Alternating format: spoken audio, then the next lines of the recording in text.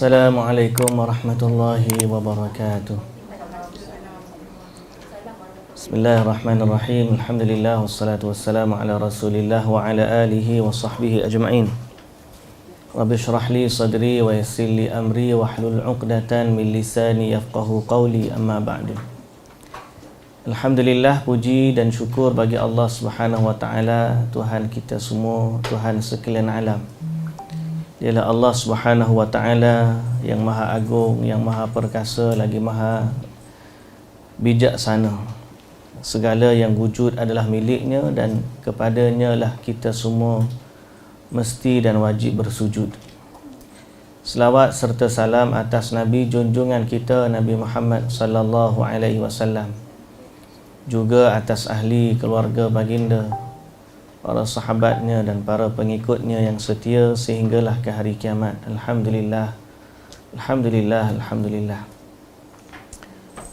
Muslimin dan muslimat yang dirahmati Allah Subhanahu wa taala, syukur pada Allah kerana Allah memberikan kepada kita satu kenikmatan untuk duduk dalam majlis ilmu dan kita dapat sambung bacaan kita berkaitan dengan dosa-dosa besar, yang mana hidup kita ni mesti kita jalani, nak atau tidak. Bukan ku pinta lahir ke dunia. Tapi bila Allah dah lahirkan kita ke dunia, menjadi tanggungjawab kita untuk menjalani kehidupan sesuai dengan apa yang Allah suka dan apa yang Allah redha, serta kita meninggalkan apa yang Allah tak suka dan apa yang Allah murka. Itu tanggungjawab kita. Dan semua kita akan kembali kepada Allah Subhanahu wa taala, membawa hasil ujian hidup ni masing-masing ada rizqnya yang tersendiri. Jadi kita doa kepada Allah Subhanahu wa taala agar Allah rezekikan kepada kita keimanan, taufik, hidayah, petunjuk dan kekuatan untuk kita hidup atas muka bumi ini dalam waktu yang diberikan oleh Allah Subhanahu wa taala ini, dalam keadaan yang diredai oleh Allah Subhanahu wa taala. Pun kita begitu, kita tahu pasti ada salah silap, tu mesti ada. Jadi selama kita usaha untuk melaksanakan ibadah, dan selama itulah juga kita mungkin ada tersalah dan tersilap, lalu selama itulah juga bersamanya kita mohonkan keampunan dan kemaafan dari Allah Subhanahu wa taala pada apa yang kita tersalah dan tersilap. Namun memahami agama mengikut apa yang Allah taala tetapkan kepada kita, itu tanggungjawab. So kita mesti belajar apa yang Allah taala nak suruh kita buat, dan kita juga mesti belajar apa yang Allah taala tak bagi kita buat. Dan dalam keadaan atau dalam masa yang sama kita yakin Allah ni kalau dia suruh buat apa-apa itu kebaikan untuk kita, dan dia larang apa-apa keburukan itu juga kembali kepada kita. Kerana innallaha wallahu ghaniyun 'anil alamin. Allah tu dia dah maha kaya dah dia. Kalau tak ada makhluk pun sembah dia, dia tetap Tuhan. Kalau seluruh manusia ni buat maksiat kepada dia, dia tetap Tuhan. Tak akan ada yang mengurangi kekuasaannya Allah, dan tidak ada sesuatu pun yang dapat menambahkan kekuasaan bagi Allah. Allah ghaniyun 'anil alamin, maha terkaya dari sekalian makhluknya. Jadi hari ni kalau kita buat baik, kita yang untung. Kalau kita tak buat baik, kita yang rugi. Allah tetap Tuhan. Tak bertambah kekayaan dia dengan ketaatan hamba, dan tidak berkurang kekuasaannya dengan kemaksiatan hamba. So apa yang Allah Ta'ala perintahkan kepada kita ni, siapa yang dapat manfaat kalau kita buat baik? Kita. Kalau seorang tu dia langgar perintah larangan Allah Ta'ala, siapa yang dapat kemudaratan? Orang yang langgar. Allah tetap Tuhan. Jadi sebab tu kita ni belajar untuk demi kebaikan kita. Dan jangan pernah kita rasa seolah-olah bila kita buat baik ni Allah yang untung. Tak. Allah tak ada, kalau tak ada makhluk pun sembah dia, dia boleh ganti dengan makhluk yang lain. in yasha yudhibukum wa ya'ti bi khalqin jadid. Allah Ta'ala kata mudah je.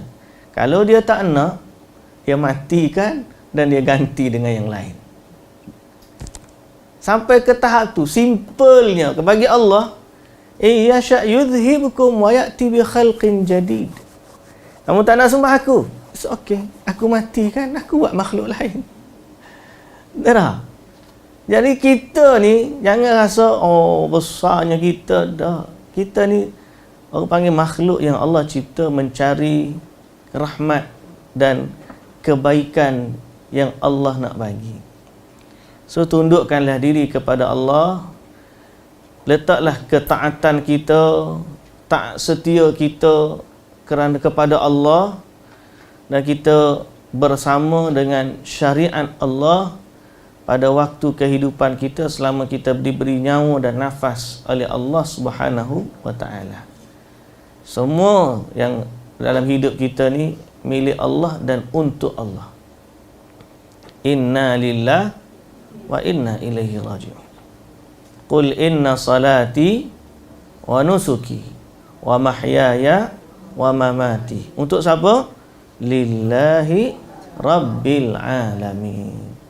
Inna salati wa nusuki wa mahyaya wa mamati lillahi rabbil alamin. Jadi untuk itulah tujuan hidup kita. Tapi nak jaga hak tu kadang-kadang kan, Allahu Akbar. Bunyi tu mudahlah. Tapi nak jaga tu kadang-kadang ada je kita diuji hati kita ni, sama ada nak ikut yang Allah Ta'ala suruh ataupun nafsu syaitan duduk datang buatlah orang lain. Baca Quran satu muka, saya lah tu, bukan orang lain. Barulah baca satu Quran satu muka, trek bunyi telefon. Aduh, buka telefon tu gak. Hak mengantuk pun ada, bukan satu muka. Mengantuk, buka telefon serta-merta celak mata. Cerah mata sampai 1 jam tu tak berasa bila main telefon. Tapi kalau baca Quran 10 minit tengok jam. Lambatnya ngantuk lah. Sumpah ya. Majlis ilmu pelagu tu juga duduk dalam kelas ngantuk ya. Tambah dekat hujan pula ada kat luar, sejuk je masuk kelas tu kak. Ngantuk je. Saya ada kadang-kadang waktu kita mengajar tengah kelas tu kan, mata nak katuk. Mata tu, ya Allah, apa tiba-tiba aku mengantuk. Lepas kelas celak mata balik. Masuk kelas kita, hak mengajar ni bukan hak mengajar. Kalau mengaji tu, tengah mengajar. Tengah mengajar tu mata nak berkatuk lagi. Kata, ya Allah, kuatnya. Jadi maknanya, iman satu perkara, tapi nak jaga keimanan, nak jaga diri, itu mesti kena minta bantuan dari Allah Subhanahu wa Ta'ala. Jadi insya-Allah mudah-mudahan Allah berkati kita pada majlis kita ni.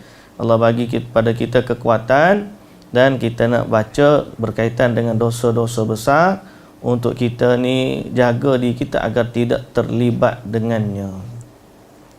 Baik, hari ni buku kita ni 76 dosa besar. Pada muka surat 33, iaitulah dosa besar yang ke-8. Dosa besar yang ke-8 ni makan harta anak yatim secara zalim. Kita akan sebut tentang pertama berkaitan dengan anak yatim. Yang kedua, kenapa ada secara zalim? Sebab boleh je makan harta anak yatim. Kalau tidak zalim, maknanya ada keperluan dibenarkan dalam agama. Tapi sebelum kita baca berkaitan dengan dosa, kita baca dulu atau kita bicarakan sekejap berkaitan dengan anak yatim. Baik. Muslimin dan muslimat yang dirahmati Allah, siapakah anak yatim? Anak yatim ialah man mata abuhu, siapa yang mati ayahnya, wa huwa dunal bulugh, dan dia tidak capai umur baligh, yakni sebelum baligh. Ayah dia meninggal sebelum dia baligh, maka dia anak yatim. Ayah saja. Kalau dia hak tua tu, hak tu rais yatim. Tu anak yatim tua. Tapi kalau dia sampai anak balik, dia dah tak jadi anak yatim. Anak ayah dia lah. Habis anak ayah dia. Jadi makna yang diperintahkan untuk kita jaga anak yatim. Anak yatim ni ialah orang yang mati ayah sebelum umur baligh. Okey. Wa ba'dal bulugh la yusamma yatiman. Tidak dinamakan anak yatim orang yang cukup umur. So bila dia dah cukup umur, dia dah boleh berdikari, maka dia tidak lagi no longer anak yatim. Macam mu'allaf juga. Mu'allaf ni siapa? Orang baru masuk Islam. Apa dia? Mu'allaf. Tak ada tempoh dia. Cuma selama dia masuk Islam, belajar, selama kita nak dekatkan dia dengan agama, sampailah dia faham agama, maka dia adalah seorang Muslim. Kita yang panggil nama dia mu'allaf. Pak ketua dia mu'allaf. Dia ni mu'allaf ni pasal dulu dia agama pada. Dia tak mu'allaf dah, dia orang Islam dah lah. Mu'allaf ni orang yang hati dia masih baru masuk Islam dan dibimbangi dia keluar daripada Islam. Itu maksud mu'allaf. Orang yang baru, hati dia baru berjinak-jinak dengan Islam. Kalau dia ni dah lama, orang tak panggil mu'allaf. Berapa tahun dah mu'allaf? 15 tahun mu'allaf. Tak lah. Islam lah tu, orang Islam lah. Baligh pun lagu tu juga. Yatim pun lagu tu juga. Anak yatim, orang yang mati ayahnya sebelum usia baligh. Bila dah dia baligh, tidak lagi dinamakan yatim. Okey. Kemudian dalam agama Allah Subhanahu Wa Taala memerintahkan kita menjaga anak yatim. Bahkan Nabi kita Muhammad sallallahu alaihi wasallam juga seorang anak yatim. Allah Taala sebut dalam surah Ad-Duha, fa ammal yatima fala taqhar. Anak yatim jangan kamu herdik dia. Jangan kamu berkasar dengan dia. Jadi Islam memerintahkan kepada kita menjaga anak yatim. Kerana sifat anak yatim ini lemah dalam pengurusan dirinya dan lemah dalam pengurusan hartanya. Kerana itu Nabi sallallahu alaihi wasallam menggalakkan kepada kita, memerintahkan kepada kita memberi makan kepada anak yatim, berlemah lembut dengan anak yatim, berbuat baik kepada anak yatim, tidak mengherdiknya, tidak berkasar dengannya, bahkan digalakkan malah memuliakan mereka. Okey. Sehingga Allah Subhanahu Wa Taala sebut dalam surah Al-Ma'un. Surah Al-Ma'un ni surah apa? Cuba baca ayat dia. Afara'aita alladhi yukadzibu bid-din fadzalika alladhi yad'ul yatim. Termasuk dalam orang yang mendustakan agama ialah orang yang meninggalkan berbuat baik kepada anak yatim. Okey. Kemudian anak yatim bukan sekadar itu sahaja. Mereka perlu kepada kasih sayang. Mereka perlu kepada penjagaan emosi dan juga mereka perlu kepada belayan. Kerana itu Allah Subhanahu Wa Taala dan Nabi sallallahu alaihi wasallam memerintahkan kepada kita berbuat baik kepada anak yatim. Termasuklah menggosok kepala anak yatim dapat pahala. Kerana sifat belayan yang ada. Jadi Islam suruh jaga perkataan kepada mereka, jaga. Harta mereka pun jaga. Emosi mereka jaga. Hatta gosok kepala anak yatim pun dikira satu kebaikan dalam agama. Bererti Islam jaga harta, fizikal, malah emosi anak yatim dijaga oleh agama kita. Kerana itu kedudukan mereka sangat besar di sisi agama kita. Kata Nabi SAW, aku dan penjaga anak yatim begini. Nabi SAW meletakkan jarinya yang telunjuk dan tengah ni sama, dekat. Aku dan penjaga anak yatim, Nabi kata macam ni. Menunjukkan orang yang jaga anak yatim, dia bersama dengan Nabi SAW di dalam syurga. Okey?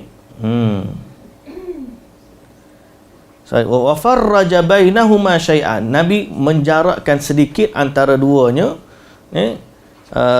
kerana nak membezakan antara kedudukan orang yang biasa dengan Nabi. Jadi Nabi kata macam tu.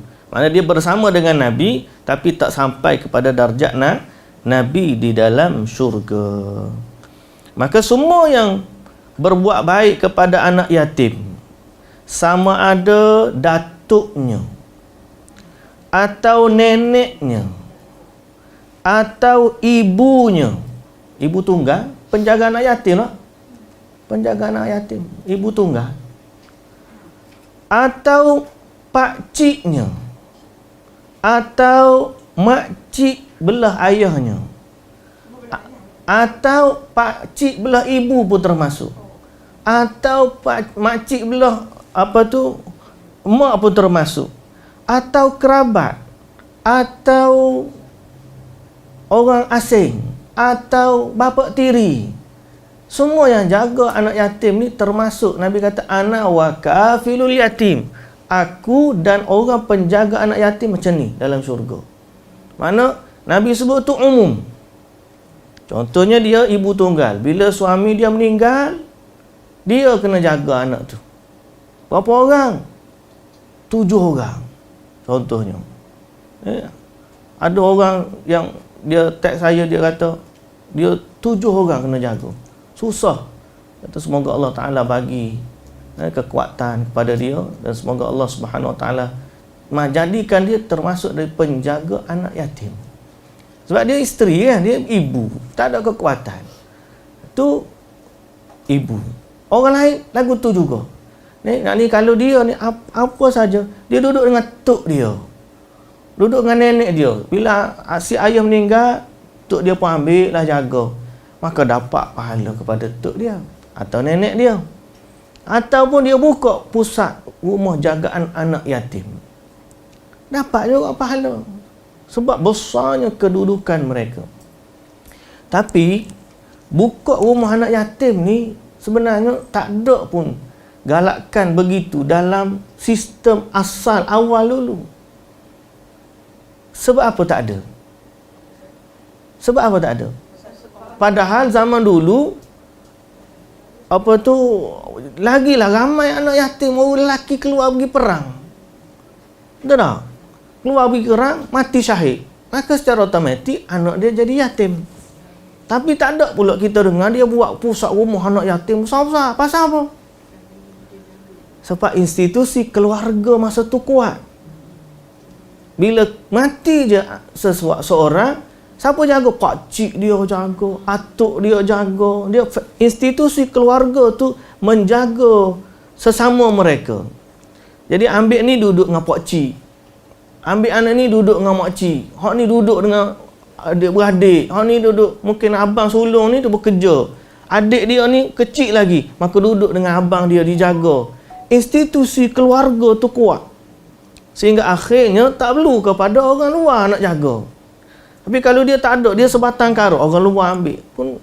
Tapi lah ni oleh kerana pakak-pakak tak si nak jaga, tak ada orang tak bersungguh nak dapatkan pahala tu, maka Allah bagilah kepada mana-mana orang dia kata dia buka pusat anak yatim, maka pakak pergi jaga situ. Dan pihak kerajaan pula oleh kerana nak kena monitor benda ni dengan baik, buat pula syarat-syarat letak bawah Jabatan Kebajikan Masyarakat. Jadi kalaulah mereka buat semua ni kerana Allah, insya-Allah zaman ni kalau orang kata, penjaga kebajikan, Jabatan Kebajikan Masyarakat termasuk, mudah-mudahan termasuk. Penjaga rumah anak yatim termasuk, mudah-mudahan termasuk.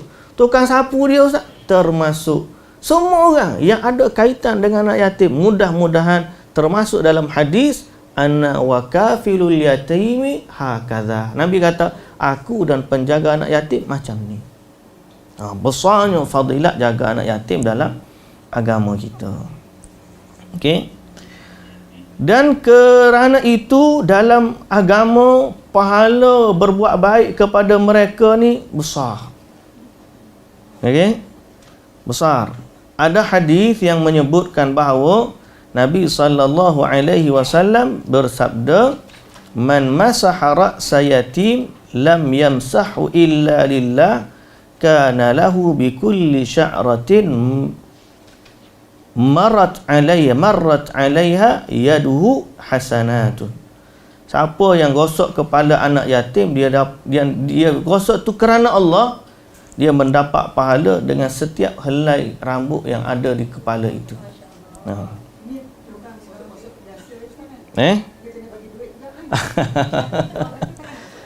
Ya. Kalau datang gosok muka tanyalah, kalau saya gosok dia tak tanya. Baik, sekejap saya tengok daripada takhrij hadis ni sekejap.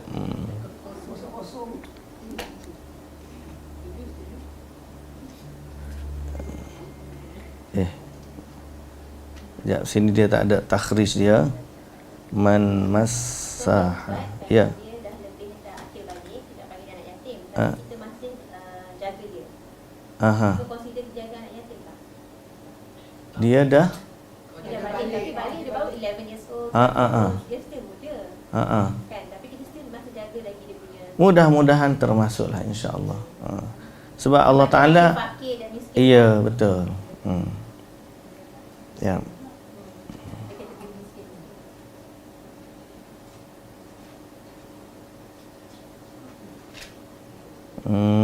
Ya, mana ni? Tak keluar yang ni. Siapa yang gosok kepala anak yatim dapat berapa pahala? Pahala sebanyak rambut di kepala. Sebanyak rambut dia. Rambut mana? Budak tu. Rambut lepasnya. Tak dapat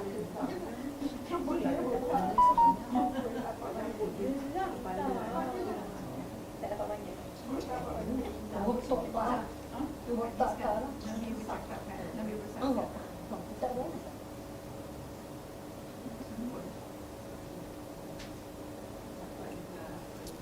Baik, ni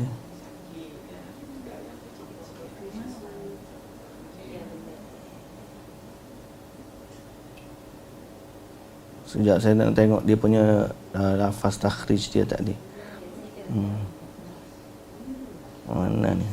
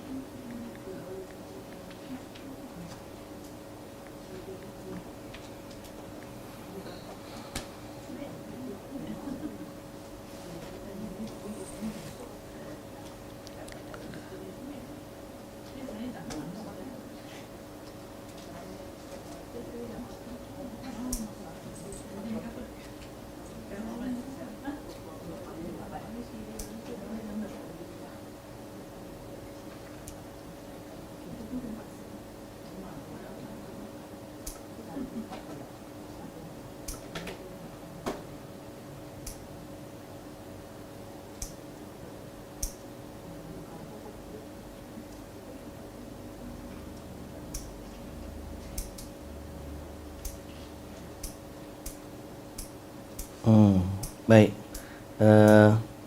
Hadis yang saya sebut tadi disebut sebagai hadis yang dhaif. Setiap rambut ada pahala tu hadis yang dhaif. Jadi cancel hadis tu. Tapi kelebihan gosok kepala tu memang ada. Cuma setiap helai rambut tu dapat pahala itu tu yang tu yang tak betulnya. So yang tu hold dulu. Jadi sebab tu kita kata apa? Tapi dalam agama memang memerintahkan kepada kita berbuat anak yatim kerana pertama pahalanya banyak. Satu. Yang kedua boleh merawat hati yang keras. Kelebihan dia. Iya. Itu sahih lah. Ya, insya-Allah.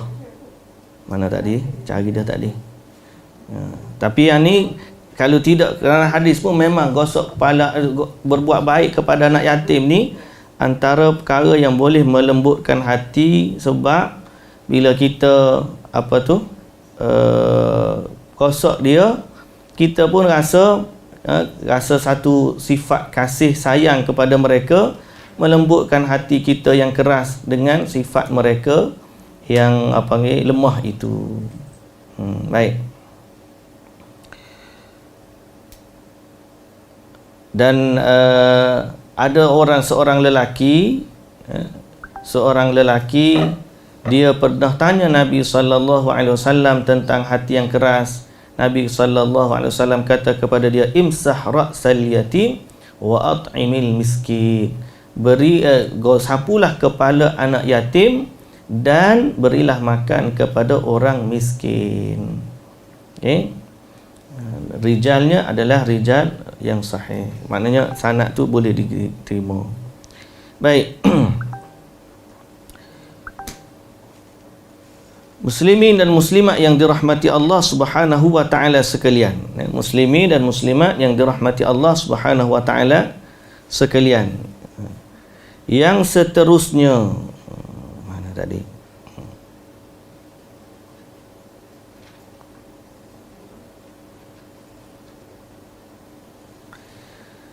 Kebaikan pula berbuat baik kepada anak yatim termasuk dalam keampunan dosa.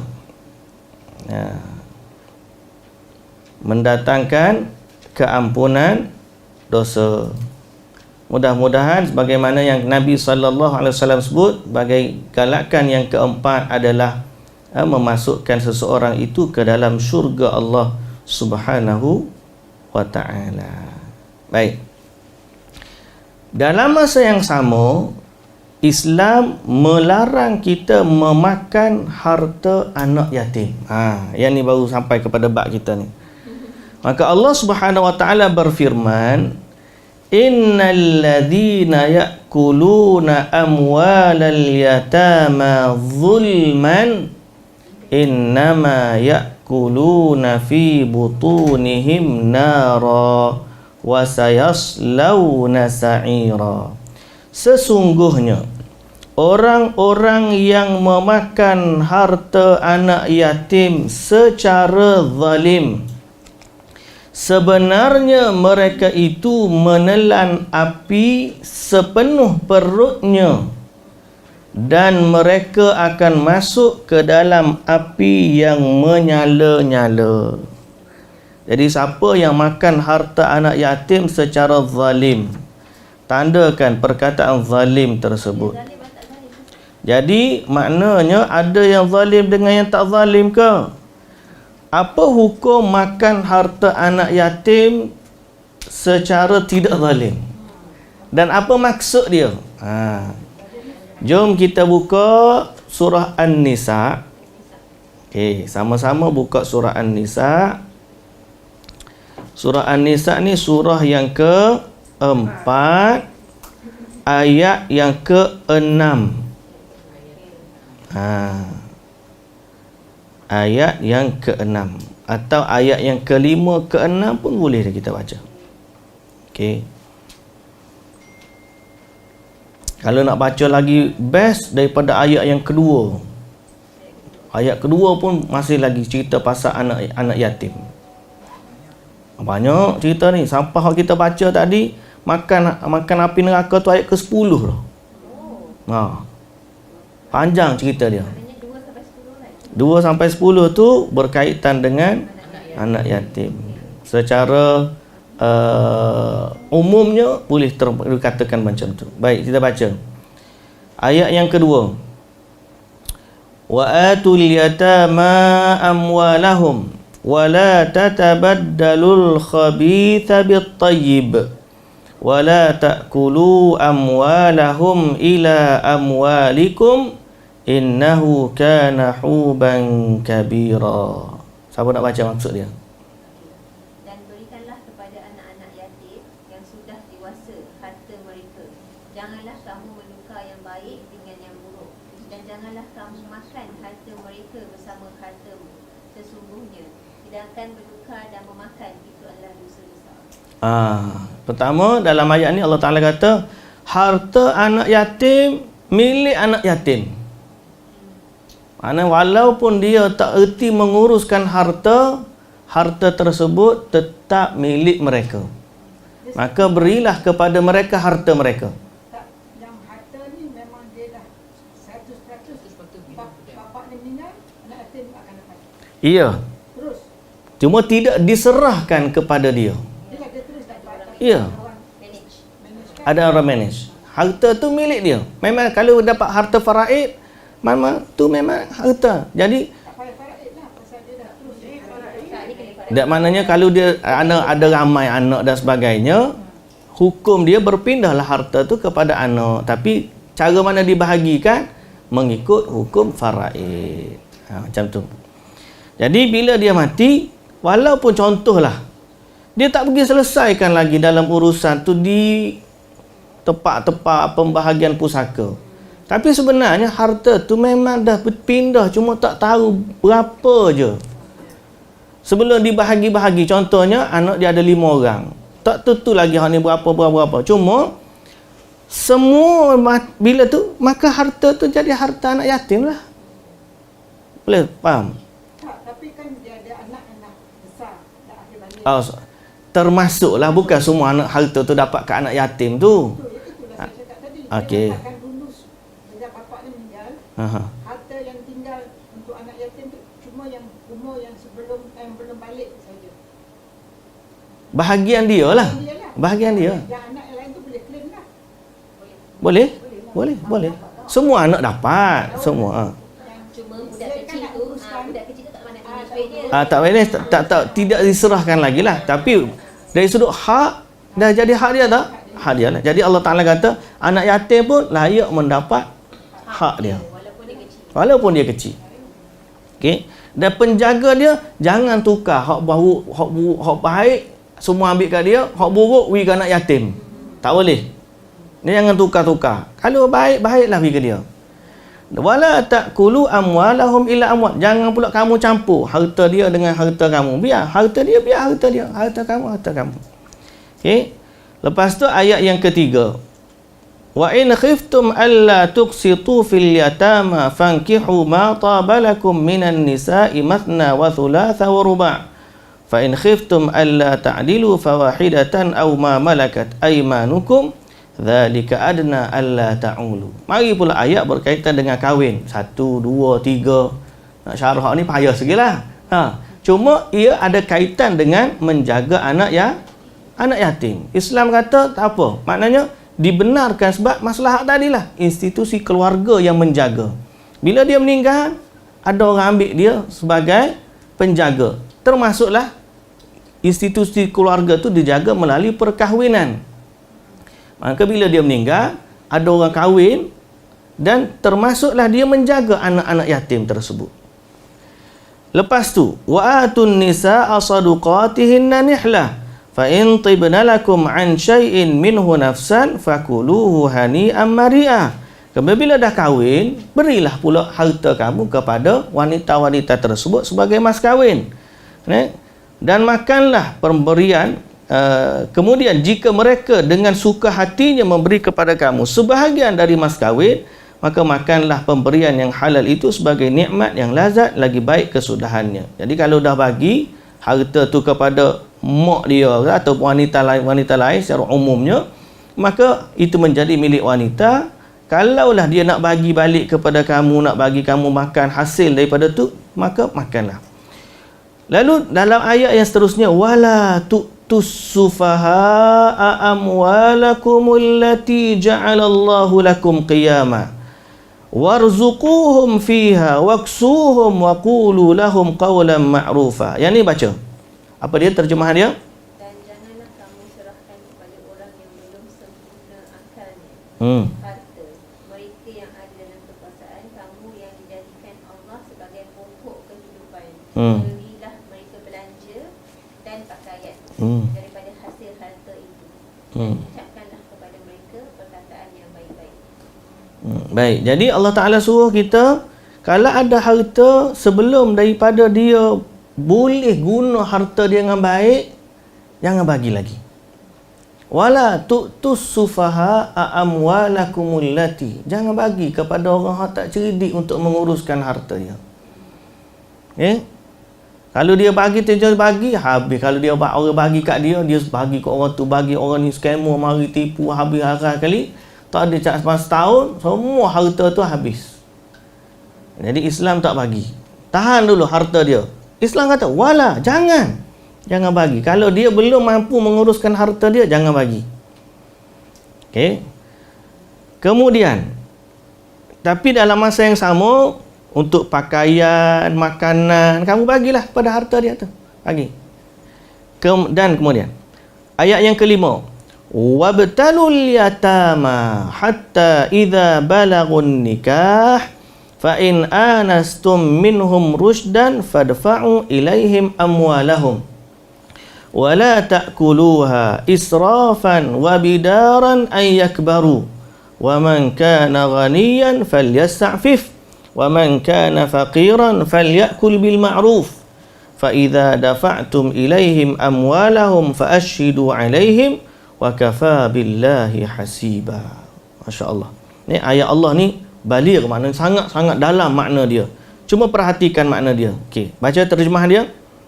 Dan ujilah anak-anak yatim itu sampai mereka cukup umur untuk bertahwil. Okey. Mana kita kena test dia, betul ke tak dia ni cukup umur? Tanya dia. Perhatikan dia dan test dia. Maknanya sampai dia mature. Sampai dia matang dan dia baligh. Tapi Allah Ta'ala sebut apa? Bukan sekadar kita test dia sampai dia balik. Lepas dia balik tu ada lagi satu yang diletakkan syarat tambahan. Agama. Baca terusnya. Okey. Kemudian jika menurut pendapatmu mereka telah cerdas, pandai memelihara harta, maka serahkanlah kepada mereka hartanya. Ada syarat tambahan. Apa dia? Walau dia dah balik, dia cerdas, cerdik, pandai guna harta, baru serahkan. Kalau tak pandai lagi jangan. Sebab dia adalah satu mudarat kepada dia. Dia tak tahu nak uruskan. Kita tengok aku ni kalau bagi ke budak ni hancur budak ni. Tengok harta dia ni. Mak ayah dia tinggal duit juta-juta. Dia pula baru umur 10-11 tahun, tiba-tiba balik masa tu. 12 tahun balik. Kalau bagi ke dia zaman dulu, mungkin umur 11 tahun dah agak matang. Zaman kita lah ni, kalau 10-12 tahun ni baru pandai Roblox. Main Roblox lah. Main Roblox. Lepas tu duk tengok TikTok. Macam tu je lah. Tak erti lagi kalau bagi harta kat dia, hancur lah. Jadi dia tak ada kemampuan. Tahan. Jangan bagi lagi. Wabtalul yatama hatta idza balagun nikah. Sampai dia balik, kamu tengok. Dia balik. Bila dia dah balik, kamu uji lagi. Fa in anastum minhum rushdan. Kamu tengok dia ni cerdik, mampu menguruskan harta, baru bagi. Fadfa'u ilaihim amwala. Maka serahkanlah harta tu kepada dia. Siapalah, kalau kita lah ni mungkin kita kata budak-budak lah ni kena sampai umur 15 tahun kali-kali. Ada setengah tu 15 tahun tak boleh lagi. Tahan lagi. Maka tahan dulu sampai dia betul-betul cerdas. Bagi, okey ni harta dia gini. Baik. Wala ta'kuluha. Sambung macam terjemah tadi. Dan janganlah kamu memakan harta anak yatim melebihi batas sepatutnya. Dan janganlah kamu tergesa-gesa menyerahkannya sebelum mereka dewasa. Jangan makan lebih-lebih. Jangan pula cepat-cepat nak lepas. Pasal apa? Tamu, kalau kita bela dia, memang kadang-kadang kita perlu dana tu. Kita perlu pada dana. Kalau kita ada dana sendiri, dalam Quran Al-Fani dia akan sebut, kalau lebih baik kita tak guna pun harta dia. Kita jaga dia dengan harta kita, itu lagi baik pasal kita infak untuk dia. Tapi kalau kita tak ada, kita terpaksa, maka kita ambillah daripada harta dia. Jangan berlebih-lebih. Ambil sekadar untuk jaga dia je. Tak ada upah makan dia lah. Kalau kira untuk makan dia. Ya. Kita pun nak makan tak cukup.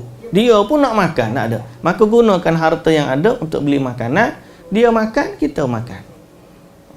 Jangan alang kalau dia makan, kita pergi ajak makan hotel sama. Pasal apa? Pasal ni anak saudara aku ni ada ni, dia nak. Dia orang kaya kan. Selama ni aku makan mana biasa, dapat pula jaga anak saudara ni, orang kaya, makan tempat mahal je. Pasal apa? Pasal boleh guna duit anak saudara. Janganlah. Tak boleh lah macam tu kan. Baik. Lalu ayat seterusnya, jangan pula kita rasa terbeban sehingga cepat-cepat tak ada besar lagi kita bagi pada ambillah surah aku malas cara dah. Tak boleh. Malah dah nak jaga. Wa man kana ghaniyan falyasta'fif, sambung. Barang siapa di antara pemelihara itu mampu, maka hendaklah dia menahan diri daripada memakan harta anak yatim itu. Kalau dia ada harta sendiri. Anak saudara memang ada harta, tapi aku kalau tak ambil harta dia pun aku boleh jaga dia. So kita simpanlah harta tu, kita simpan ya. Harta anak yatim tu simpan. Guna duit kita. Makan kita pun kita makan dengan duit kita.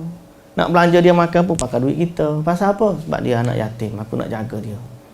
Tak sampai dia pun, lagi pun mungkin harta ayah dia mungkin tak banyak, ada banyak tu je. Jadi kalau kita guna tak ada besar pun habis. Kita kata apalah, sebagai amanah aku jaga harta dia. Tapi untuk makan minum, pakai apa semua ni, aku guna harta. Kita kaya, kita ada kemampuan, kita bagi. Wa man ka, sambungan. Okey, dan barang siapa yang miskin, maka bolehlah dia makan harta itu menurut cara yang betul. Kalau dia memang miskin, nak makan dia pun tak ada harta. Tapi si anak ni ada harta. Jadi dia guna sedikit harta daripada harta si yatim untuk kegunaan menanggung si anak yatim, dan juga dia boleh tumpanglah sekali sebab dia pun miskin. Kerana dia jaga, dia tumpang. Tapi ambil kadar kemampuan ataupun kadar yang sepatutnya lah. Jangan pula macam saya sebut tadi lah. Alang-alang dia anak dara dia kaya, dia swipe je kad kredit tu, habis. Telan habis semua. Kemudian apabila kamu menyerahkan harta itu kepada mereka, maka hendaklah kamu adakan saksi-saksi, dan cukuplah Allah sebagai pengawal. Jadi bila dah cukup umur, masa nak serahkan tu, serahkan betul-betul, panggil orang, saksikan bahawa ni aku dah serah dah harta si fulan, abang aku yang meninggal, untuk anak dia ni aku serah. Waktu serah tu panggil orang sebagai saksi. Allah Ta'ala ajar kepada kita, serahkan tu biar ada orang yang saksi, supaya tak timbul kemudian kata dia ni makau, dah aku dah serah, ada saksi yang dan cukuplah Allah sebagai saksi untuk akhirat kita, Allah lah. Kemudian sambungan lagi ayat yang ke-7, lirrijali nasibum mimma tarakal walidani wal aqrabun walin nisa'i nasibum mimma tarakal walidani wal aqrabuna mimma qalla minhu aw kathur nasiban mafruḍa. Terjemahan, bagi lelaki ada hak bagian daripada harta peninggalan dua orang tua dan kerabatnya, dan bagi perempuan ada hak bagian pula daripada harta peninggalan ibu bapa dan kerabatnya, baik sedikit atau banyak menurut bahagian yang telah ditetapkan. Baik, dalam ayat ni Allah iktiraf sama ada lelaki ke perempuan ke, siapa yang kematian ayah ke ibu ke saudara ke, maka mereka ada hak untuk memiliki harta tinggalan itu. Termasuklah anak yatim dalam ayat ni lah. Hak besar pun boleh terima, hak kecil pun boleh terima. Nasiban mafruḍa, satu bahagian yang telah ditetapkan. Sebab ilmu faraid ni dinamakan faraid kerana dia sudah ditetapkan. Fardu, satu yang sudah ditetapkan. Jadi sudah satu kefarduan, bila seorang tu mati, isteri dia dapat berapa. Kalau isteri mati, suami dapat berapa. Mak ayah dapat berapa. Kalau dia ada anak dan tak ada anak, macam mana. Lepas tu anak dia pula ada banyak berapa. Lelaki berapa, perempuan berapa, kena bagi, lelaki dapat 2 bahagian, semua sudah ditetapkan oleh Allah. Lalu dinamakan ilmu tu ilmu faraid. Dan dia bukan, sebenarnya bukan pilihan, dia kefarduan. Ditetapkan. Allah yang tetapkan. Sebab tu siapa yang merasakan ketetapan Allah ni tidak adil, maka sebenarnya dia telah meletakkan diri dia lebih adil daripada Allah. Dan itu mustahil lah. Ya. Itu mustahil. Pasal apa dia dapat lebih? Allah bagi. Allah bagi ni, dia adalah Tuhan yang maha adil. Dan mesti ada justifikasi yang Allah Ta'ala, kerana Allah ni maha pengasih lagi maha mengetahui, maha bijaksana. Yang pandang Allah lah daripada kita. Baik, jadi Allah Ta'ala sudah tetapkan. Sambungan lagi. Wa idza hadaral qismata ulul qurba wal yatama wal masakin farzuquhum minhu wa qulu lahum qawlan ma'rufa. Terjemahan. Dan apabila sewaktu pembahagian itu hadir beberapa kerabat, anak-anak yatim dan orang-orang miskin, maka berikanlah mereka daripada harta itu sekadarnya. Dan ucapkanlah kepada mereka perkataan yang baik-baik. Baik. Jadi kalau ada di kalangan kaum kerabat yang ada lebih-lebih daripada pembahagian tu, nak bagi kepada mereka, bagilah. Ringkasnya begitu. Tapi detailnya adalah bahagian banyak. Sambungan lagi. Wal yakhshal ladzina law taraku min khalfihim dzurriyyatan dhi'afan khafu 'alaihim falyattaqullaha wal yaqulu qawlan sadida. Terjemahan. Dan hendaklah takut kepada Allah orang-orang yang sekiranya mereka meninggalkan keturunan yang lemah di belakang mereka, yang mereka khawatir terhadap kesejahteraannya. Oleh sebab itu hendaklah mereka bertakwa kepada Allah dan hendaklah mereka berbicara dengan tutur kata yang benar. Jadi kita nak tinggal anak keturunan apa semua, kena kita bertakwa kepada Allah Subhanahu Wa Taala. Kalau kita ada harta, tinggalkanlah harta tu untuk anak-anak sebagai bekalan mereka meninggalkan mereka dalam keadaan ada harta lebih baik daripada meninggalkan mereka dalam keadaan papa kedana dan meminta-minta. Jadi bertakwalah kepada Allah. Kalau kita ada harta, simpanlah untuk keluarga. Jangan sampai peringkat ayah dia ni semua ada, bila dah meninggal tengok-tengok tak ada habis, anak dia tak dapat apa pun. Jadi fakir balik si anak. Jadi Allah Ta'ala supaya kita ni jaga keturunan kita, termasuklah juga dengan meninggalkan harta untuk mereka. Itu ada faraid kalau dia nak, kalau saya buat wasiat nak semua ke anak yatim, tak boleh kan Ustaz? Tak boleh. Bagi juga untuk anak yatim. Iya betul. Faraid atau faraid, wasiat hanya boleh 1/3 daripada harta. Itu maksimum. 1/3 sahaja maksimum. Kalau 1/4, 1/5 it's okay lah. Maknanya 1/5 daripada harta ni saya nak bagi kepada madrasah, ataupun buat masjid, wasiat, ataupun nak bagi kepada fulan bin fulan untuk sambung belajar, maka dibenarkan. Kadar 1/3 paling maksimum.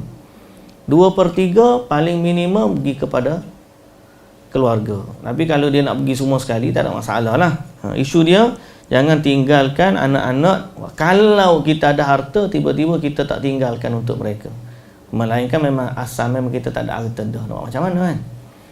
Lalu datanglah ayat yang kita baca tadi. Innal ladzina ya'kuluna amwalal yatama zulman innama ya'kuluna fi butunihim nara wa sayaslawna sa'ira. Terjemahan. Sesungguhnya orang-orang yang memakan harta anak yatim secara zalim, sebenarnya mereka itu menelan api dalam perutnya, dan mereka akan masuk ke dalam api yang menyala-nyala. Allahul musta'an. Jadi Allah Ta'ala kata siapa makan harta anak yatim secara zalim, setelah daripada ayat tadi di awal tadi Allah benarkan makan. Nampak tak? Jadi yang Allah benarkan makan secara ma'ruf, baik. Yang Allah larang makan secara zalim. Sebab tu saya kata highlightkan tadi, boleh makan harta anak yatim sekiranya kita ada keperluan dalam menjaga mereka. Tapi jangan berlebih-lebih, jangan membazir, dan jangan bersikap zalim. Zalim ni mengambil secara tidak hak lah, tidak benar lah. Masa dia dapat tu seronok lah dia. Oh aku kaya, joli sakan. Pasal apa? Anak saudara tak tahu apa. Harta ayah dia pula kawan ni jaga dapat. Dia pun joli sakan duit situ bonus ni macam-macam. Kadang-kadang dia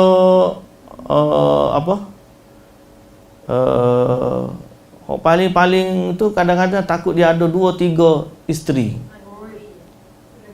Suami tinggal. Ada hok nu kecil lagi. Tapi oleh kerana dia ni anak-anak semua dah besar semua, kemudian dia pula isteri hok memang selama ni dia jangan dengan suami dia. Kadang-kadang dia tak tahu pun. Dia meninggal baru tahu. Memang ada kes macam tu. Hari jenazah tu mari, tiba-tiba dia alamak. Tinggal anak kecil lagi. Maka kewajipan dia untuk bagi harta tu. Dia tu siapa? Isteri yang tua jaga anak yatim tu atau siapa? Kewajipan siapa? Dia ada isteri kan, daripada anak isteri. Yang kedua. Isteri yang dia tak tahu. Dia ada 3 isteri yang Ada 3. dia tak tahu. 2 tu tak tahu. Empat lah. Cerita benar lah ni. Cerita benar. Cerita benar ke mana? Cerita benar. Keluarga pertama tak tahu Ustaz. Tiba-tiba bila hari jenazah tu baru timbul. Okey. Jadi Anak kecil. siapa nak jaga? Siapa juga siapa nak jaga. Jadi dia ni kena bagi harta kepada bekas isteri dia tu. Semua tu. Dan juga kena bagi. Mana dia orang ni termasuk dalam pembahagian harta pusaka secara besar tu lah. Faham tak? Mana dia ada hak. Faraid termasuk. Tapi dia kena sahkan dulu betul dia tu adalah isteri yang masih sah. Kalau dia dah contohnya masa tu dia dah cerai, contohnya isteri dia cerai, jadi anak tu saja. Jadi isteri tak dapat sebab isteri tu dah cerai. Anak tetap dapat lagu-lagu mana pun. Anak tak boleh, tak ada orang nak boleh batalkan hak dia. So Misalnya kalau orang itu tak didaftarkan sah ya. di Malaysia. Tapi sah dari sudut syarak. Sah dari sudut syarak. Isteri dapat, isteri dia dapat. Tak dapat kan? Saya tanya ni, sah ke tidak dari sudut syarak? Tak daftar. Tak daftar tapi sah dari sudut syarak. Dia kena hak dia ada. Tapi boleh dikontes oleh pihak. Dia kena register tak dapat. Dia dari sudut hukum negara dia tak dapat lah. Tapi dari sudut hukum syarak sebenarnya dia ada hak. Kalau dinaikkan dosa dia. Dosa. Mahkamah memang dia tak dapat sebab dia ni kira sebab ada kesilapan dari sudut masa registration. Tak ada tu je. Tapi dari sudut hukum kalau dapat anak daripada tu, anak tetap anak si fulan, wajib dapat harta faraid. Sama dengan isteri dia. Iya, isteri dia pun wajib dapat harta faraid sebab yang dinilai oleh Allah adalah syarak. Tapi manusia menyulitkan keadaan. Iya, manusia memanglah sebab dia tak nak bagi. Bila dia tak nak bagi, dia macam-macam alasan, tak register lah, tak layak lah, apa semua anak. Dia lupa. Bila dia ambil harta tu, dia termasuk daripada orang yang makan harta anak yatim. Secara zalim, ya betul. Dia tak bagi pun pada anak tu. Jadi bahaya. Kalau ada hak bahaya beriman, kadang-kadang dia bagi. Ada seorang saya dengar satu kisah dia, orang Arab ni kaya. Lepas tu dia pergi berdakwah di luar negara. Lepas tu dia pergi ke Filipina, dia kahwin dengan orang Filipina. Dia kahwin dengan orang Filipina.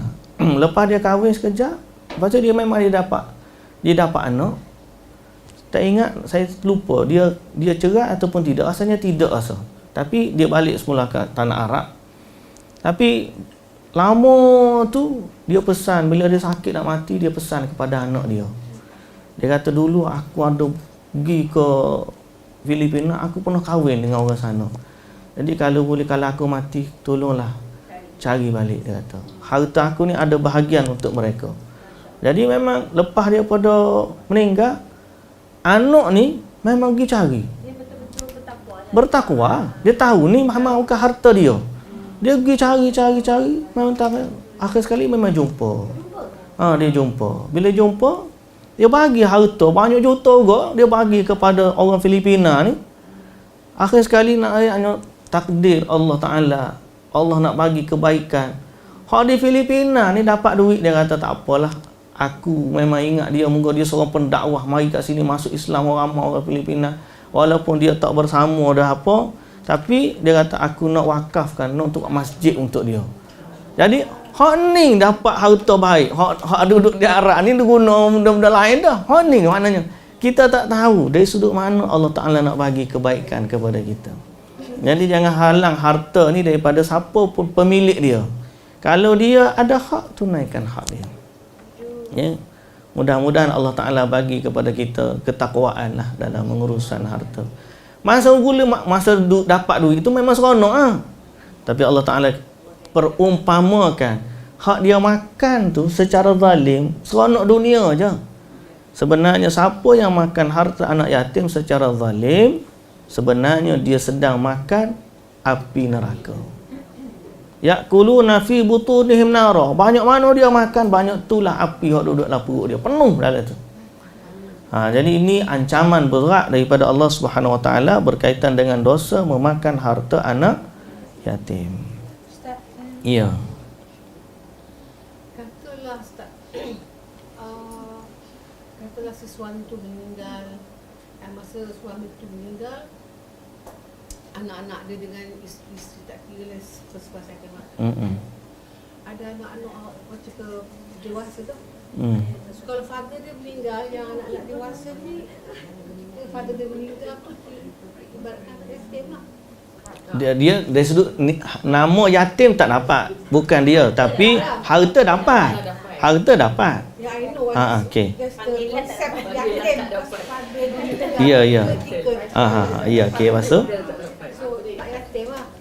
dia tak yatim tapi harta dapat faraid lah. Dia tak panggil, kita tak panggil lah besar tu dah keluarga tu. Kadang-kadang dia pun dah ada cucu dah. Contohnya lah. Dia tak panggil dah anak yatim sebab dia memang dah dewasa dah. Yang dinamakan yatim dalam syarak ni budak-budak kecil ni. Budak-budak kecil. Saya orang kita, saya ingat waktu ada iftar buka puasa dengan kedutaan Arab Saudi. Jadi dia ada satu dipanggil dana bajet untuk bagi kepada anak yatim. Jadi saya menjadi panggil antara yang penyelaras lah program tersebut. Saya pun panggil 3 rumah anak yatim untuk dapatkan hadiah. Lepas buka puasa, dia jamu makan, dia bagi hadiah. Sampai-sampai kat sana, orang Arab tengok, kenapa anak yatim tempat kamu ni besar-besar dia tu? Sebab orang kita anak yatim ni sepakat besar pun anak yatim kan, duduk di situ umur 15, 18 tahun, masih lagi duduk anak yatim. Jadi 18 tahun ni besar-besar. Dia ni sedia belon lah masa dia. Dia nak sedia belon, mainan budak-budak pasal dalam minda dia, kalau pak dia ni budak-budak yatim ni umur kecil-kecil, 10 tahun ke bawah. Mari pak kita ni mari 15 tahun pun ada, 18 tahun pun ada duduk di rumah anak yatim. Dia kata, kenapa anak yatim Pak Mudi besar dia tu? Rupanya kita punya konsep, kita tak letak had balir tu. Kita punya asal dia ni mati ayah, tak ada orang cara, kita panggil anak yatim lah dia. Bahkan kita, kalau mak meninggal pun kita panggil anak yatim. Padahal, mak meninggal ni tak yatim. Ayah dia ada. Ayah dia kan penjaga dia. Jadi dia tak perlulah dia panggil jaga orang lain jaga. Kita panggil yatim piatu. 2 orang lagi yatim piatu. Budaya kita. Baik. Okey, ayat yang seterusnya. Mana tukar baca terjemah kita tak ada dah. Orang lain lah. Pulang. Ayat yang ke-152 dari surah Al-An'am. Surah Al-An'am. Al-An'am. Surah Al-An'am.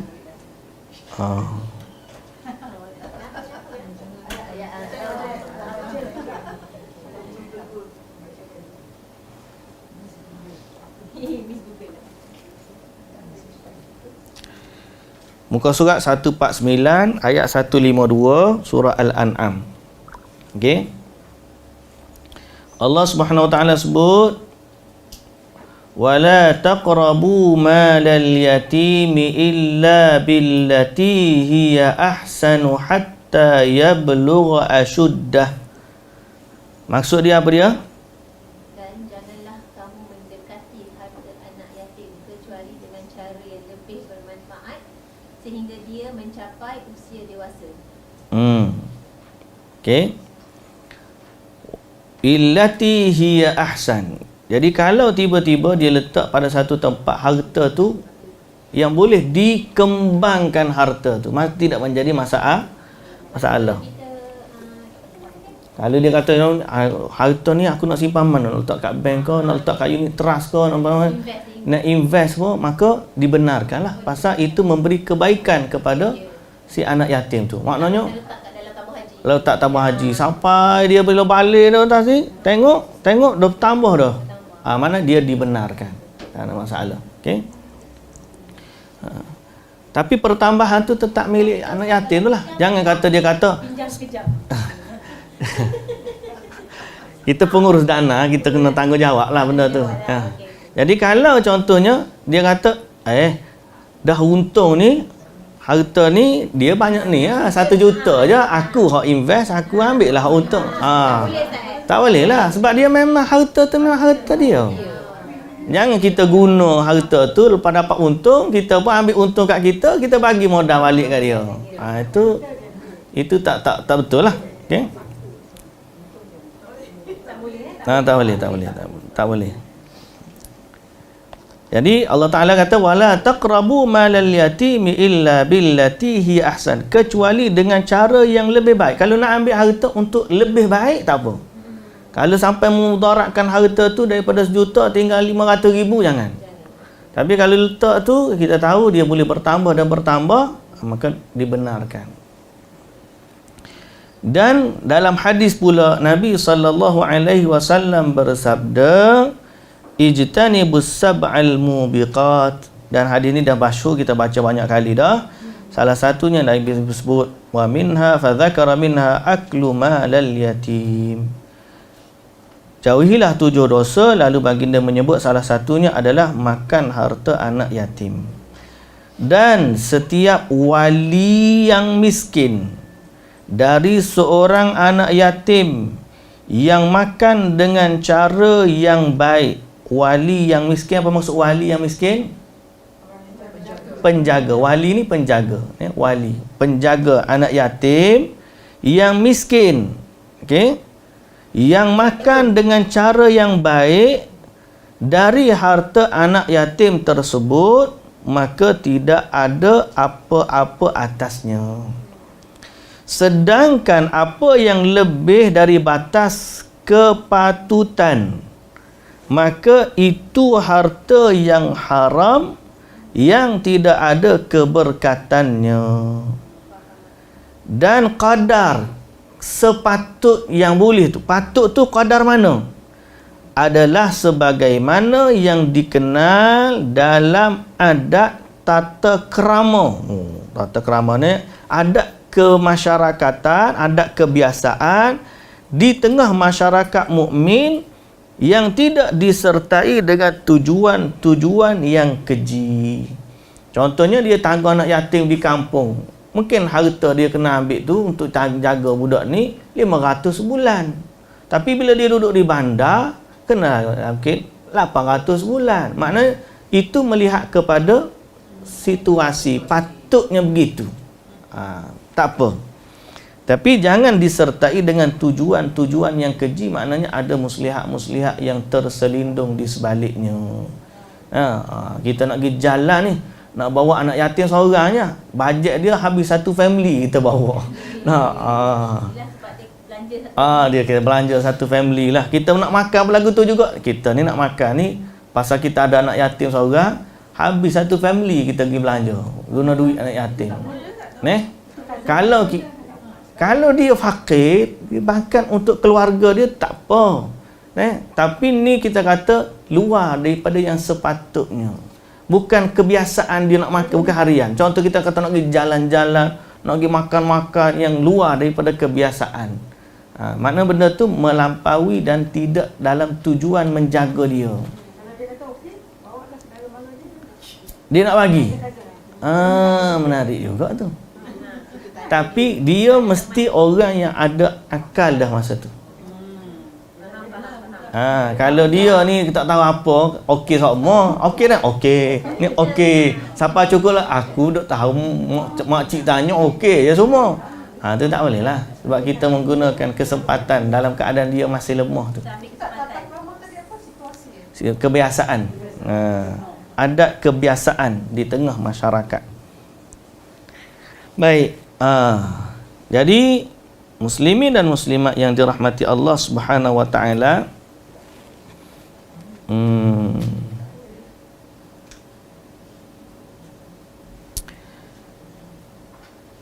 termasuk daripada termasuk dalam mengambil harta anak yatim tanpa yang benar, okey. Zulman dipanggil adamul muhafazati ala malil yatim wa taslimihi lil yatimi naqisan au dhamma malal yatimi ila malal wasi wal iqtirab. Kalau dia panggil termasuk secara zalim ialah dia mencampurkan harta anak yatim dengan harta penjaga. Dia masuklah satu akaun, dia guna, tak kira campur aduk, tak boleh. Kemudian dia membeli sesuatu yang tidak ada manfaatnya kepada si yatim tadi. Seperti dia membeli rumah atau dia beli yang tak ada diduduk pun, tidak digunakan, yang boleh menghilangkan status harta tersebut. Kalau diinvest bolehlah, dia simpan dari sebelum betul invest, ni adalah ni. Kemudian termasuk surah dipanggil, termasuk contoh juga adalah menghalang daripada menerima pusaka. Macam tadilah kita kata sepatutnya dia dapat, tapi oleh kerana anak daripada isteri lain tak dapat. Sepatutnya dia dapat, tapi kerana dia ni anak isteri lain, jadi tak dapat. Banyak pak kita macam tu kan. Banyak dia tak nak bagi pasal dia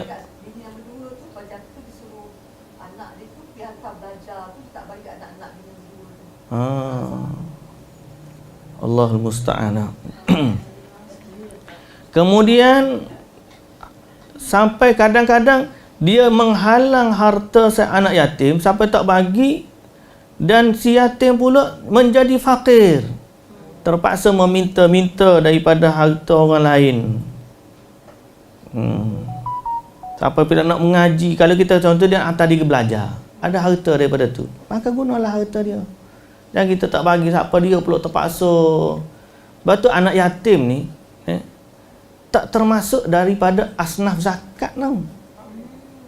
Anak yatim secara yatim, kerana yatim saja belum cukup. Sebab ada anak yatim memang memiliki harta. Jadi ustaz, dia ni anak yatim boleh dia bagi? Kena tengok dulu. Anak yatim ni memanglah ni dia tak ada harta, masa dia kecil lagi, tapi ada harta atas nama dia tu juta-juta, dia tak layak terima. Jadi jangan sekadar dia anak yatim kita nak bagi. Dia kena tengok yatim yang fakir, iyalah betul lah, dia fakir, yatim lagi kita pun bagi. Jangan sekadar dia. Kadang-kadang orang tanya, ustaz anak yatim nak bagi boleh? Jangan asal dia yatim kita bagi tak. Dia bukan, tak termasuk dalam asnaf yang 8. Innamas sadaqatu lil fuqara wal masakin wal amilina 'alaiha wal muallafati qulubu wa fir riqab wal gharimin wa fi sabilillah wa ibnis sabil. Tak ada anak yatim, tak termasuk daripada 106. Dia kena miskin. Anak yatim yang miskin layak. Anak yatim yang kaya tak layak. Tak layak terima zakat. Jangan dia kata saya nak pergi sambung belajar, saya anak yatim, ayah tak ada. Memanglah ayah tak ada, tapi harta dia tu banyak tu gunalah.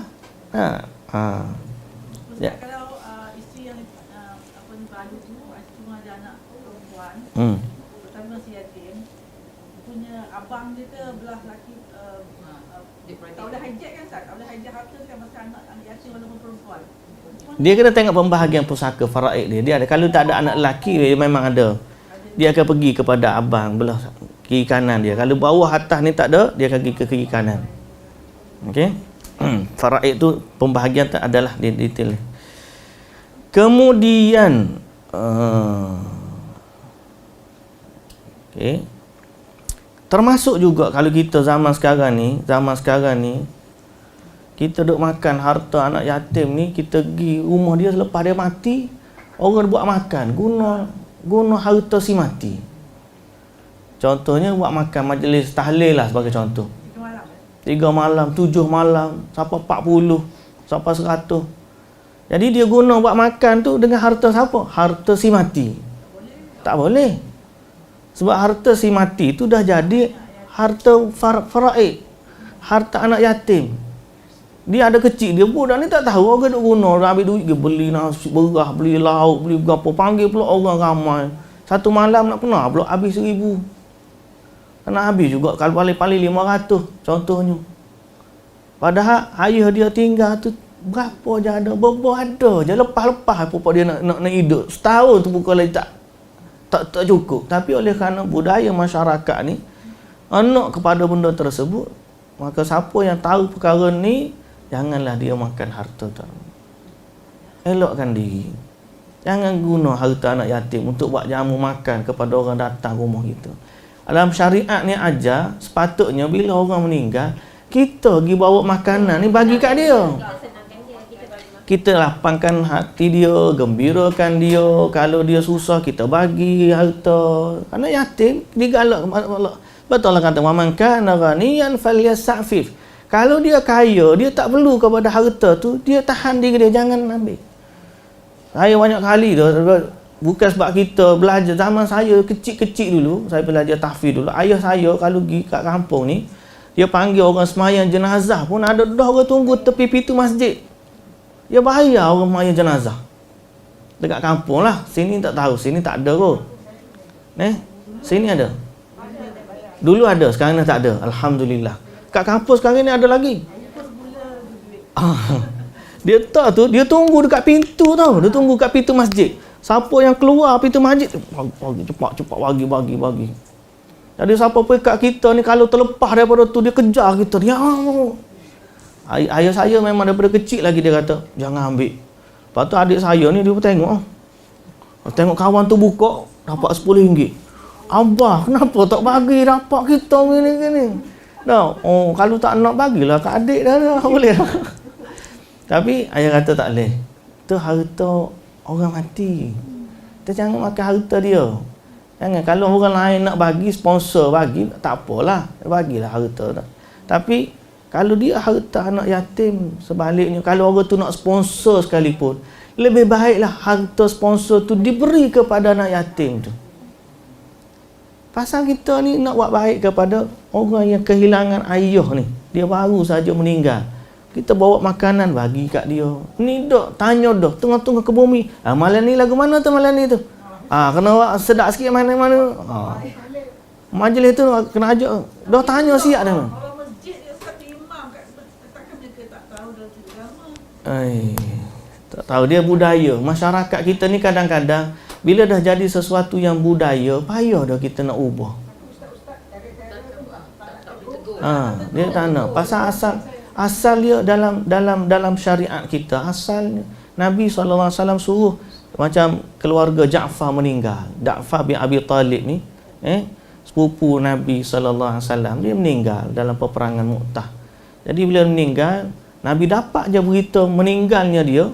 Nabi kata kepada sahabat-sahabat, isna'u li ali Ja'far ta'aman. Buat kepada keluarga Ja'far makanan. Kerana telah datang sesuatu yang menyibukkan mereka. Maknanya dia masa tu tak ada nak mikir, nak masuk, nak gapo, dalam kesedihan.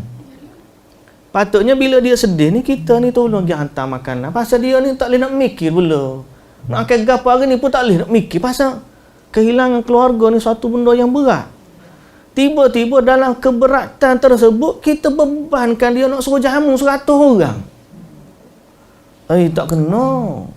Sebab tu kalau kita buka kitab-kitab dalam mazhab Syafi'i sendiri, kitab-kitab kuning pun, kitab-kitab pondok sekalipun, perkara ni adalah dimakruhkan. Makruh sebenarnya. Pasal kita ni membebankan orang mati. Tambah-tambah kalau anak-anak kecil lagi. Masa tu lah si mak ni kena tanya, "Mak, ayah gimana? Buat apa tanya ayah? Buat apa?" Mak nak jawab, emosi anak pun masa tu tengah pening. Anak kecil duk tengok masa duk happy-happy, orang mandi ayah dia, orang mandi kafan apa. Siapa kat kubur dia tengok anak dia ni, ayah dia retak lagi kubur ke tanah. Dia tak balik, "Mak, apa orang tanam ayah? Apa ayah tak balik ke apa?" Emosi mak nak jawab hal tu pun masih lagi orang panggil tekanan, dia nak terima, nak ambil masuk dan sebagainya. Tiba-tiba mari budaya masyarakat kita nak masak diri sendiri pun tak boleh, kena masak, kena sedia makanan untuk puluh ratus orang. Batu syariat ni kita kena kembali kepada agama. Syariat Nabi ajar tu macam mana? Nabi ajar tu macam mana? Dia kata tak apa Ustaz, kita tak ambil pun harta anak yatim. Kita ambil duit lain. Ada mak pak dara dia, kita belanja makan, kita panggil orang mari rumah dia. Kalau betul bagi anak yatim tu harta tu. Orang tu makan sekali tu dia balik je. Tapi anak yatim tu dia nak hidup lama lagi ni, nak menghadapi cabaran banyak. Kalau ada 1,000 bagi kat dia. Kalau ada 2,000 bagi kat dia. Ambillah ni untuk uruskan keluarga. Itu lebih baik daripada kita duduk buat jamuan lepas daripada meninggalnya seseorang. Tambah-tambah kalau guna duit si mati, hak fakir, Allah. Kalau kapung-kapung kadang-kadang nak beli kain kafan pun payah. Tiba-tiba orang tanya, malam ni makan gapo? Allahu Akbar. Ya. Kalau macam masa pengkebumian kan, macam orang datang ziarah, lepas tu orang bagi duit. Duit melawak kita panggil. Duit tu hak siapa Ustaz? Duit tu hak siapa? Keluarga kematian. Keluarga lah, dia bagi kepada keluarga lah. Duit tu dia tidak jadi pusaka. Sebab dia dapat selepas daripada si mati tu mati. Dia dapat pada macam gini juga contoh biasanya orang meninggal dapat duit pencen suami. Duit pencen suami ni pusaka ke bukan pusaka?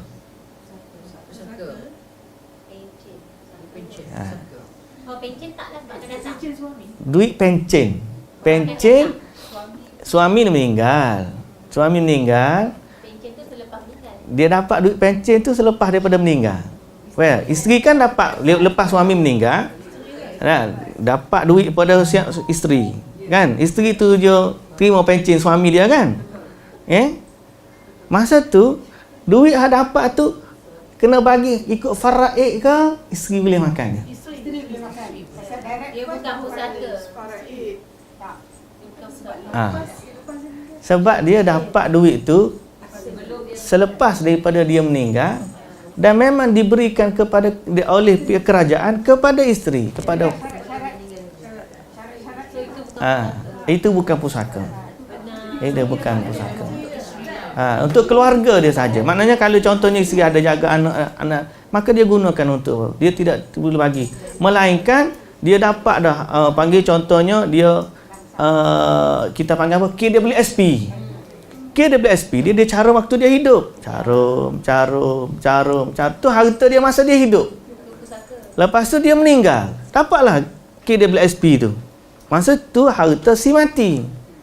Dia kena bagi sebagai pusaka. Tapi lepas daripada dia pencen, ada lagi duit yang masuk daripada tabung kerajaan ni bagi bayar duit pencen. Sampailah kalau anak tu mungkin umur dia apa? 18 ke 21.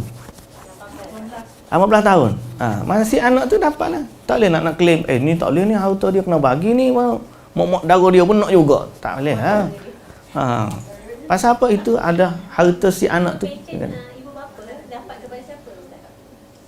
Ikut hak dia bubuh nama tu. Oh, dia letak nama. Dia adalah penama dia. Dia tak ambil isteri dia pernah meninggal.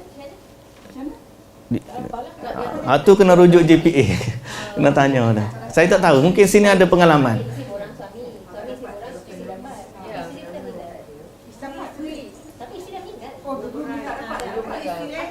Sebelum meninggal lah dia kena bagi nama penama. Dia boleh tukar nama, dia boleh ganti. Boleh. Sampai bila pencen tu? Sampai seumur hidup. Bukan pencen untuk isteri je, anak-anak macam sini tak ni KWSP. Tak pencen. Kalau pencen isteri je kan, anak kat sini tak ada. Saya tak tahu. Kecuali anak OKU mungkin boleh kot. Anak OKU dapat. OKU dapat. Oh. Suami isteri sahaja. Kecuali anak yang OKU dia boleh masuk kan. Sampai bila-bila kan? Dia pencen sampai bila-bila. Government saja yang macam tu lah. Penama.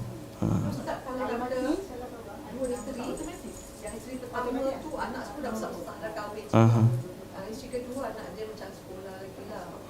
So macam mana tu? Kalau ada dulu macam dia dapat apa kalau meninggal dia bagi apa? Hadiah, hibah. Sebelum yang apa dia? Oh, bagi itu duit hadiah tu. Atau bagi macam untuk meninggal bagi berapa Khairat kematian.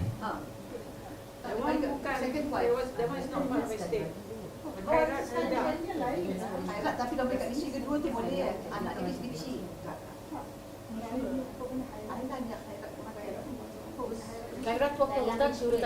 Khairat ni duit, contohnya dia masuk khairat kematian pada masjid. Dia bayar dalam RM50 sebulan sebagai keahlian. Tapi bila dia meninggal, duit daripada tabungan tu akan diberikan kepada keluarga dia dalam 2,500 ke 3,000 ke, dia panggil hadiah daripada pihak masjid kepada keluarga untuk diuruskan jenazah dan apa-apa yang berkaitan. So dia bukan harta si mati, dia adalah hadiah daripada pihak masjid kepada keluarga. Tapi kalau insurans tu dia letak nombor bini isteri yang kedua tu boleh dapat kat isteri kedua tu tak payah bagi kat sesuai kan? Kalau dia dah bagi zaman dia zaman dia hidup, dia dah hibahkan benda tu. Dalam dia panggil hibah. Hibah ni maknanya dia niat benda ni memang untuk dia. Dia bagi hadiah zaman hidup lagi ni. Zaman hidup ni dia bagi dah. Bukan kata benda tu tak ada nama. Kalau dia tak ada nama, tak ada penama siapa-siapa, mana dia akan jadi faraid lah. Tapi kalau dia dah hadiah waktu dia hidup, dia kaya hibah. Cuma dia duduk hibah yang ada dekat bank. Jadi hibah ni tidak kena faraid sebab dia dah siap-siap bagi letak nama. Oh, payah cerita bab harta ni dah. Oh, banyak. Hibah tak boleh kontes. Bukan tak boleh kontes, dia kata tak boleh buat hibah. Kalau nak bagi hadiah selama kita hidup kita bagi. Bila mati aja faraid. Betul. Hibah tu Masa hidup kena tukar nama. Dia macam ni kadang-kadang. tak boleh. Dia memang sekarang sebab hibah tak. Hibah ni kalau nak bagi terus sekarang. Jadi jangan tak boleh melebihi 1/3. hibah tu wasiat. Wasiat lain, hibah lain. Nak bagi semua sekali boleh. Hibah. Cuma dia isu dia macam ni yang saya faham yang Datin Norman sebut tadi. Sekarang ni kadang-kadang orang gunakan nama hibah untuk larikan daripada faraid. Yang ni yang tak baik. Seolah-olah dia kata sebelum terutamanya yang ejen-ejen takaful hibah ni, ejen-ejen ni dia pergi ejen-ejen wasiat ni, kita bagi siap-siap nanti tengok orang tu bergaduh. Kalau saya kata alangkah baiknya kalau dia menjadi ejen-ejen faraid yang bagi pesanan kepada orang bertakwalah kepada Allah. Kalau mati nanti bagilah harta mengikut faraid, lebih baik. Dia kempen tu seolah-olah dia nak suruh ambil produk dia, jangan nanti faraidkan. Habis semua, bagi hibah siap-siap semua sekali. Jadi saya pun tak tahulah fees dia. Cuma nak sebutnya, bila dia cakap macam tu, dia macam kempen orang untuk tinggalkan hukum faraid. Berpindah kepada hibah supaya tujuan dia kata tak nak bagi gaduh-gaduh. Alasan gaduh tu betul kita tak nak, tapi alangkah baiknya kalau si ayah yang bertakwa, hatta dalam bab ni Al-Imam Syafi'i ke Imam Ahmad, saya lupa salah seorang daripadanya, dia kata kalau kamu nak bagi sebagai bagi yang habis, contohnya nak bagi habis, bagilah juga, maknanya kalau nak bagi hibah tu sebagai peninggalan dah, bagilah juga mengikut ketetapan faraid, kerana pembahagian Allah itulah yang paling adil. Contohnya kalau dia kata saya ni nak bagi siap-siap, contohnya betul orang tu mari dia nak bagi apa semua, dia bagi siap-siap, tukar nama siap-siap, kata bagilah ikut faraid, dia kata bagi anak ni banyak ni. Pasal apa? Pembahagian Allah itulah yang paling adil. Jangan kita buat kempen hibah tu sebab apa? Kalau faraid nanti tak macam kempen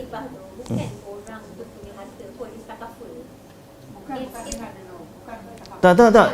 Landra, sekarang ni memang dia ada pergi, dia macam hibah wasiat. Cuma dia hibah wasiat. Kalau saya cara dia nak menjual produk tu salah. cara dia nak jual produk tu salah. Dia kalau dia kata contoh sekarang ni, iya, dia kata tu sebenarnya memang sangat-sangat tak patutlah. Ya. Sebab ejen saya yang buat hibah ni. Sebab dia dosen saya cakap, dia kata hibah tak boleh melebihi 1/3. Itu wasiat. Wasiat. Tak, maknanya 2/3 tu nak kena ikut faraid. Sekarang ni dia hibah tu bila? Sekarang ke lepas mati? Sekarang. Saya kata sekarang kalau saya nak bagi-bagi. Dia kata saya tak boleh bagi lebih dari lebih. Saya tak boleh melebihi 1/3. Nak bagi kat siapa? Nak bagi semua. Dia sebab dia cakap saya, dia kata tak boleh. Sebab dia kata kalau saya bagi lebih daripada 1/3, saya dah menyalahi hukum faraid. Itu dah ikut faraid. Itu faraid. Dia kata tapi saya boleh hibah sekarang. Hibah kan hibah semua. Dia kata tak boleh. Dia yang cakap, dia kata tak boleh. Masa hidup semua. Abu Bakar As-Siddiq bagi harta dia untuk sabilillah semua sekali. Abu Bakar bagi. Abu Bakar As-Siddiq radhiyallahu anhu. Cuma Sa'ad bin Ubadah waktu dia sakit nak meninggal, dia nak bagi. Ya, tapi Nabi kata Nabi tu macam seolah-olah dia nak bagi waktu dia nak mati. Itu jadi wasiat. Kalau dia masih segar-segar macam ni, hidup apa semua sekali, kita ada harta. Contoh dalam bank saya ada 10,000 contohnya. Semua sekali saya nak bagi 10,000. Masa saya hidup siap-siap, tak ada masalah. Tak ada masalah. Melainkan kita bagi tu bersifat macam wasiat. Kalau wasiat, maknanya kita bagi tu seolah-olah nak meninggalkan. Kita bagi tu bahasa dia kita hibah, tapi sebenarnya itu adalah wasiat. Kita akan nak bagi lepas pada kita mati nanti. Yang tu memang dia akan jadi wasiat lah. Ustaz, ada satu soalan. Ya. Ada orang buat macam ni hibah. Dia kata dia nak bagi anak lelaki dia buat anak perempuan apa, tapi tak boleh ambil selagi dia hidup. Dia mati besok baru boleh ambil. Hibah bersyarat. Boleh tak? Hibah bersyarat. Boleh. Ustaz. Boleh, tapi dia tak boleh contest.